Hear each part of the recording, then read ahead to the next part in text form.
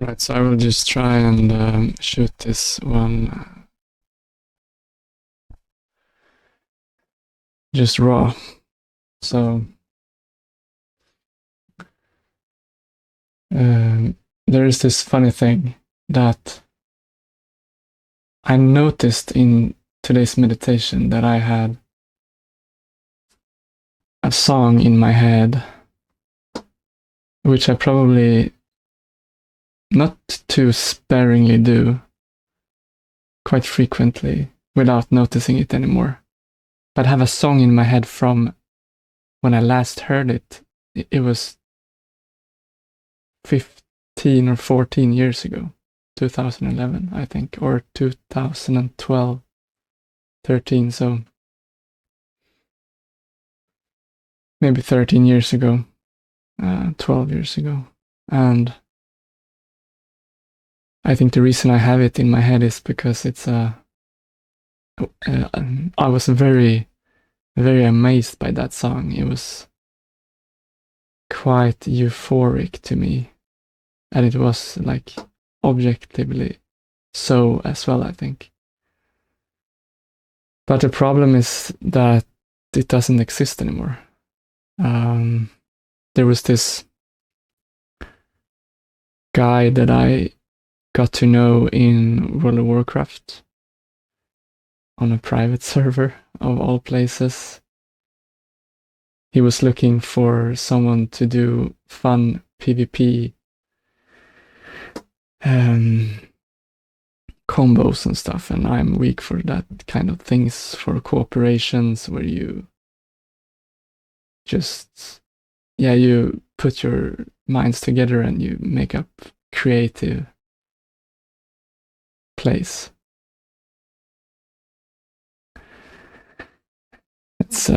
That's why I just, before recording this, I just had to play a game of hockey, of Slapshot in online, because I'm that kind of guy. I just have accepted that I just love fast plays and team plays.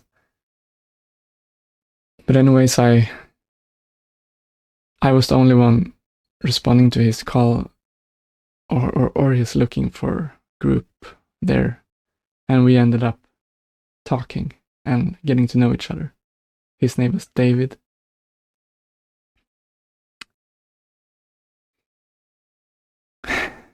And it was quite intense contact, I guess, for a couple of weeks. He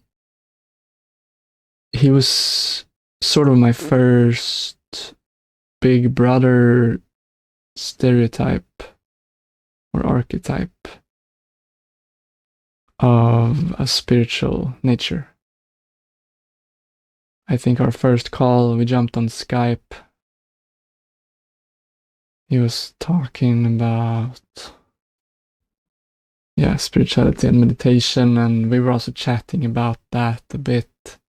I remember he asked me if I had tried having this mudra, where you put your fingers together in meditation like this, because then the brain hemispheres are balanced.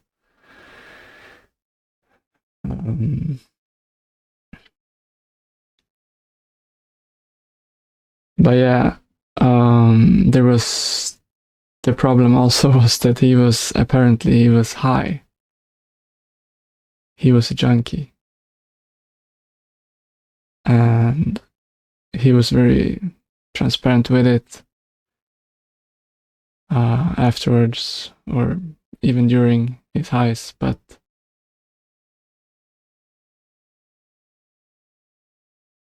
yeah, I think it was like he was doing amphetamine. And it was a shock to me because I resonated with the high. Like, sort of, it spoke to a natural high inside me. But he was also a musician. He was really good at singing and playing the guitar. And I was also having a band at that time, and I was really into music, but when I heard his music, it was very authentic. It was he did a lot of instrumental things in Cubase, as software for guitar mostly, I think. And he was gonna learn. He was gonna teach me at some point. He promised, and I was super excited for that. Like the big brother coming in with spirituality, and he was also talking about that he has, like, pretty early on in our connection, he was starting his journey of coming clean. And he was actually going all the way to a neighbor town of mine where they have a rehab. And that sounded promising. He said that he was drinking green drinks, and he was also working out and eating protein shakes and taking a lot of dumps, like, when people start bulking. And I know for experience, when you just start bulking and training, and you just have to go to the bathroom a lot or so. But it was fun. So we were gonna change. Like, I said that if you teach me Cubase and guitar, and then you could maybe have treatment from my mother, who was a kineologist. So he was like, oh, so you're selling your mom. But it was all fun. But yeah, it never ended up happening. He was falling back into his caves of the usage. And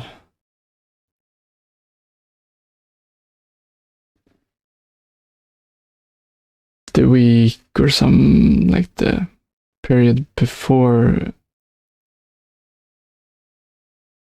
he broke contact with me, which is, by the way, respectful that he broke it with me, probably to protect me, probably. Because in many cases, such people can take advantage of innocent people, I guess.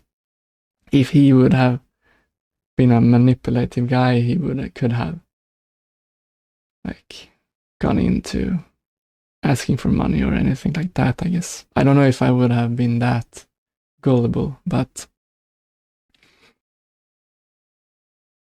yeah, the weeks before the contact broke, he was, just a funny anecdote on the theme of one of my previous videos, I think, or if I have uploaded. I haven't uploaded this when we're recording this, but I have made it sort of the script or the idea of it. This is not scripted, by the way, but the one I'm talking about, I've been trying to script a bit. It's a longer message, or so to say, but it's anyways about my personal story and what seems to be the path of my life, if there is one, because I like to see it as I can go at many different directions. And I'm not choosing beforehand that, but there's a path that can follow any path, which is the heart path, and it's love. And I make a point in my last video, let's say, if it's the last video, when you hear this, I bring up a lot of experiences and milestones, or points of interest in my life where love is like the unconditional love or the universal love is a big thing of mine. And so I remember this funny thing also, that when he was telling a story about how he really loved his girlfriend who had to break up with him because of his usage and relapse. He was, I think he said something about that no one really loves him or can love him when he is like this and stuff. And I remember that I said, but I love you.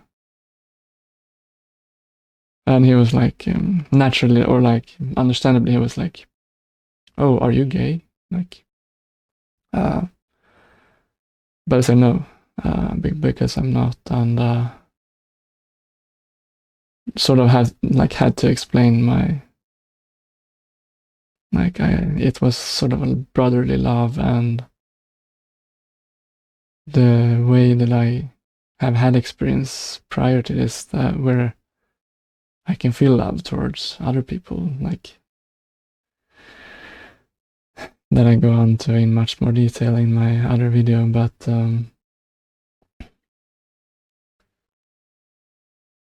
yes, anyways, the contact broke, and I was, and also before it broke, it was the worst thing that he deleted all of his SoundCloud. I think there's just one song left, which was not the best one even. It was a collab with another person, so maybe that's why it's left. But and I asked him, like, no, please, can you have these songs back, because I really enjoy them. And he didn't believe that for sure, or because he said, yeah, it's just because you've got to know me on a deeper level, and then you like my songs. But yeah, maybe. But anyways, those songs.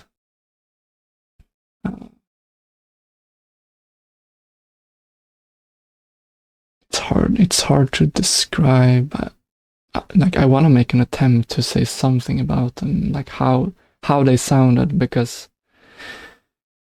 they sound like it was electric guitar, in a certain sound that I wasn't so. It wasn't a typical sound, but it stood out. Like, it was really high quality, and the feeling was that he made a lot with little. So to say, he did less is more. And I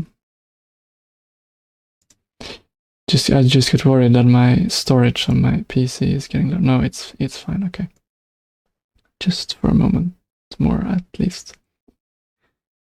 But yeah, I'll try to wrap it up. But the song, yeah, electric guitar, and his singing was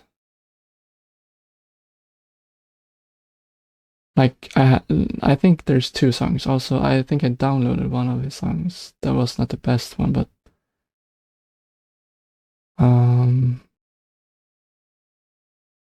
he was putting, also with the singing, he put so much, I guess, pain, but also love inside it.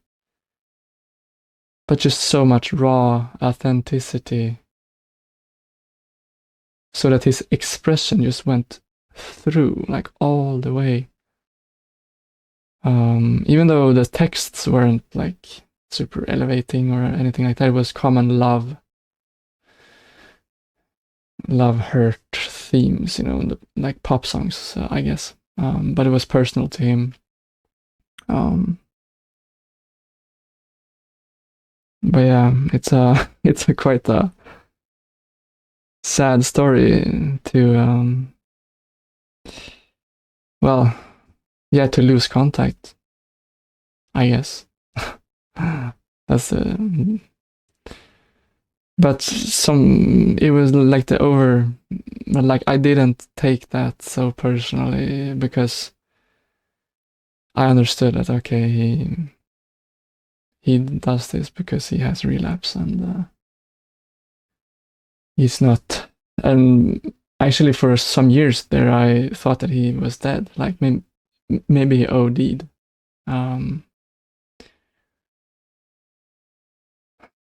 But yeah, my life went on, and didn't think so much about that, because I met a lot of new spiritual friends the coming year in my neighbor town. It was crazy. Not the neighbor town where he did rehab, but close to that as well. But then some years later, I actually saw that he went online on the typical notification of someone buying drugs when some of your phone contact is coming onto Telegram or Signal, like, this guy has joined Telegram. Then you know that. Or nowadays it's not for just drug buying, but back in the days it was probably the most recent people do that. And it's definitely in his case. So that was good news, but also bad news. If it wasn't buying shrooms, because shrooms can make people sober and realize they don't need that shit, and it's not addictive, but yeah, okay. Anyways, where I'm going with this is, I just wanted to share that it's a funny thing that's a sad thing, actually, that you can hear songs. Like, most people don't realize that songs can disappear. They rarely do, because why would people remove it if they're good? But it can happen, and I guess this is like a metaphor for life in general, that it's fragile, and it's so easy to. There's this thing when we learn to drive cars and we learn the theory that there's this dangerous thing that is mental psychology, that we have human psychology, that when we drive on a certain road too many times, we start to learn that, okay, there's never coming any elks or mooses here, so we might as well just increase the speed, because it's safe. And the same thing is with anything that we have and that we take for granted, like our families, maybe our friends, and like anything, our body. When we injure ourselves, we like realize, oh shit, this can happen. Now I can't walk. Oh my god. And gratefulness comes. And one of the takeaways, I think, with this little thing, this little funny story, could be that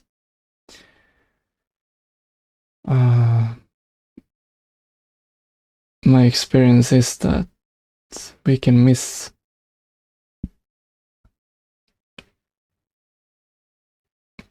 it's funny that some things can make an imprint and we will never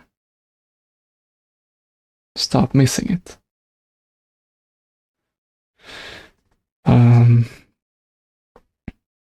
And so yeah, one takeaway is that be grateful for whatever you have right now, because it might end, like it might remove tomorrow. Like an experience of this in a playful way, if you don't know what I mean. If you haven't experienced this yet, it's lucky you, but most people have. But a way to freshen it up is actually to play any game like World of Warcraft or Diablo or something where you have the hardcore element, where you click in or you choose a server where hardcore is active, and that means when you die, when you put in maybe hundreds of hours, it's just gone. and you actually feel like if your brother, like I played with my brother once, and it felt like when he died after we played for weeks and weeks and weeks, and we were coming so far, and he died, it felt like, oh my god, like I felt loss in a certain way, but it's playful. But anyways,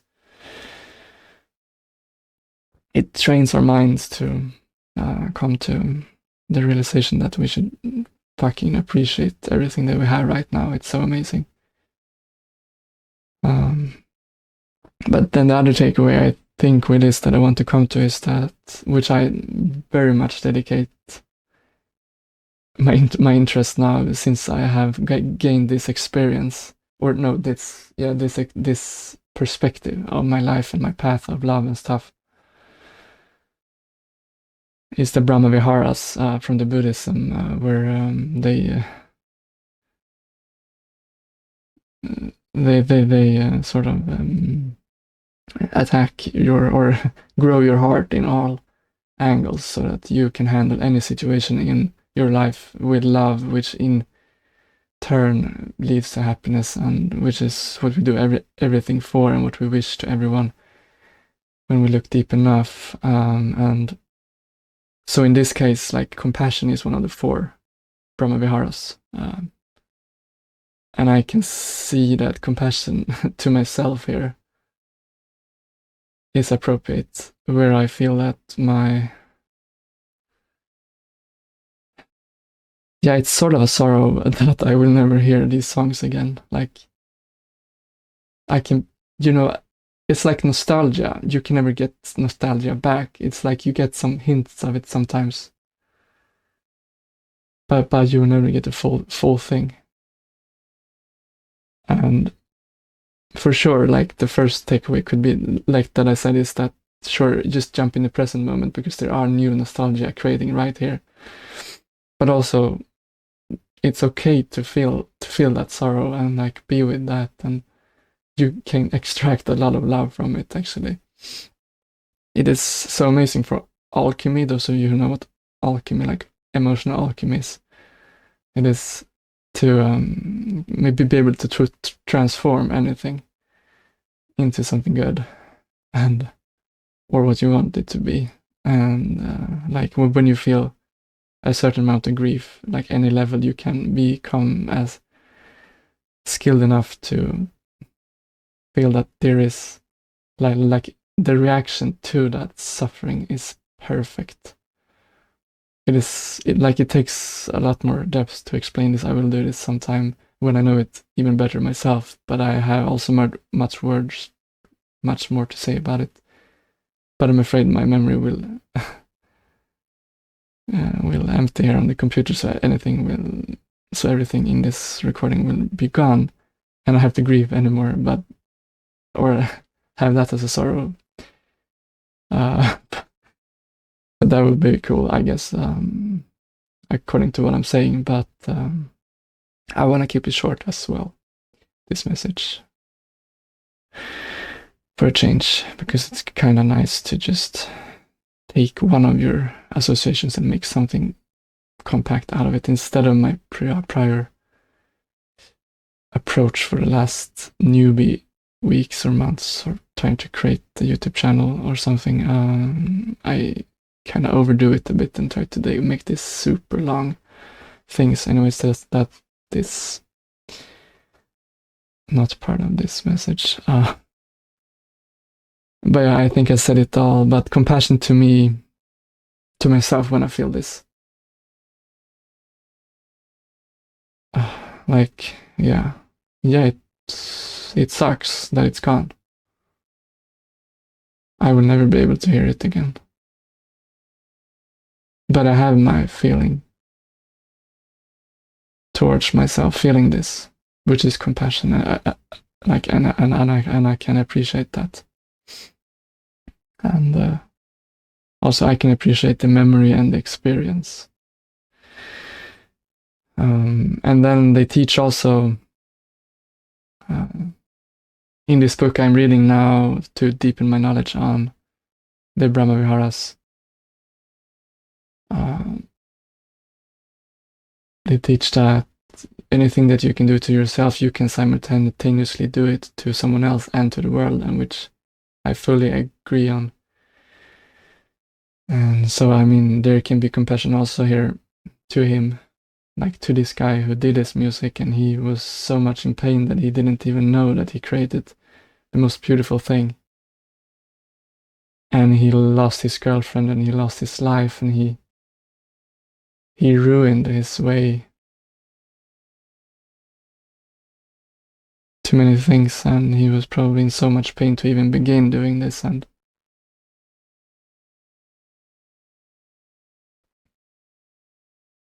I can feel compassion to that, and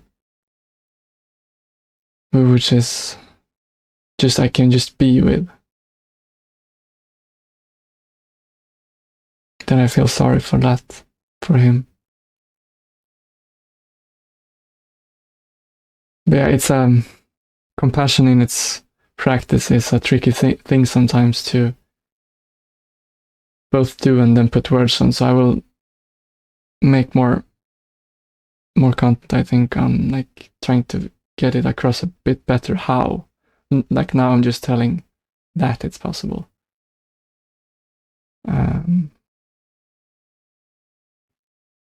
And then to just finalize the what is possible message of all this is that we can just realize that everyone is basically going through some sort of loss. Even like take for example me on the easy side of this, like I just lost a song, but he just lost his life. But then there are other people like going through all kinds of stuff, like all on the spectrum. And there's, I think the best thing of all of this is that, like I said, alchemy and mastering compassion, which out of the two Brahmaviharas that I practice the most, like our loving kindness and compassion, I think compassion is the one that I found most powerful, because there is so much pain in the world, and it's so easy to, when you pick a person, you just go to his pain. It's like just do it, but it's a practice that takes a bit of time and practice and technique. But to me, it came pretty much easier than loving kindness, actually. And the upside is so big because, like I said, there is so much that you can just look around and transform that into love.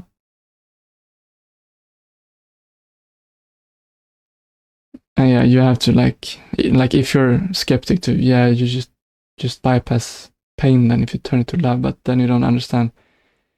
Like I have to explain more about how all of these four Brahmaviharas balance each other so that you can stay with the suffering without being too much of the other, and they balance it. They balance each other out. So I think that was it for now, and yeah, thank you for listening. I wish you a good day.